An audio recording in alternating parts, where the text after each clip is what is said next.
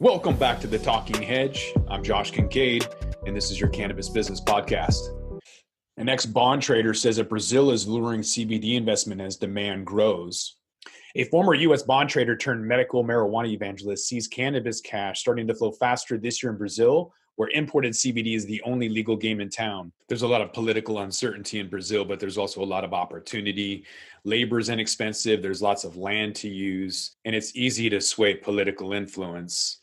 But having said that, I spoke to an individual who's already operating there with 124,000 hectares. That's over 300,000 acres, which is more than what most companies are going to be able to do initially in North America. And so with that mass manufacturing, there's opportunities like Puerto Rico where you could bring in CBD and then manufacture it for the US market, either into oil or finished goods. You can then utilize Act 20 and export that finished good to the United States, taking advantage of amazing offers incentivized by Puerto Rico. I recently did a podcast on the advantages of doing business in Puerto Rico. If you haven't seen it, check the show notes. I'll leave a link down there. But Puerto Rico definitely has a pot boom. There's a medical marijuana industry that has a lot of growth, a lot of opportunity, an amazing amount of benefits for any US-based business. It's a new industry with a lot of exciting opportunities, said Puerto Rico's pot commissioner Antonio Chilicini, executive director of Puerto Rico's Cannabis Program and Regulation Board. According to the government, companies, doctors, patients, and workers who have paid fees for cards, permits, and licenses to consume, sell, cultivate, transport, prescribe, and manufacture have added 1.5 million to the island's cash-strapped economy, which is still recovering from hurricanes Irma and Maria in 2017 and a crushing $72 billion public debt. The government has issued 77 dispensary licenses and 40 have opened across the island. The government and industry proponents project that the cannabis program could generate $100 million in new tax revenue by 2020 and create 20,000 jobs. Medical marijuana is still classified as an illegal substance, so financial institutions shy away from offering services to the nascent industry. Banking is the biggest challenge, according to Julian Londono, vice president of the Puerto Rican Medical Cannabis Association and a managing partner of Next Gen Pharma.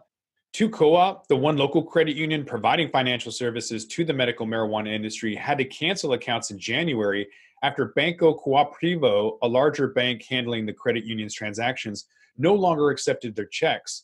But the problem was solved after Two Co-op took Banco Cooperativo to court and a judge ordered the larger bank to reinstate the credit union's accounts. Still, Londono said one of the toughest hurdles facing the industry is that medical marijuana is essentially a cash business, which he described as a cost-prohibitive and labor-intensive. Lawmakers in the House are expected to vote on the Safe Banking Act, which would also legalize cannabis businesses to use federal banking institutions and alleviate the tension between federal and local governments trying to regulate legal marijuana. Puerto Rico has the talent, expertise, climate, and infrastructure to make the industry work, said Jason Ortiz, vice president of the Minority Cannabis Business Association based in Connecticut. The group aims to ensure more minorities are part of the growing cannabis industry. Just as a quick reminder, Puerto Rico is the only place in the world as an American or American business that you can go and not be forced to pay income tax legally.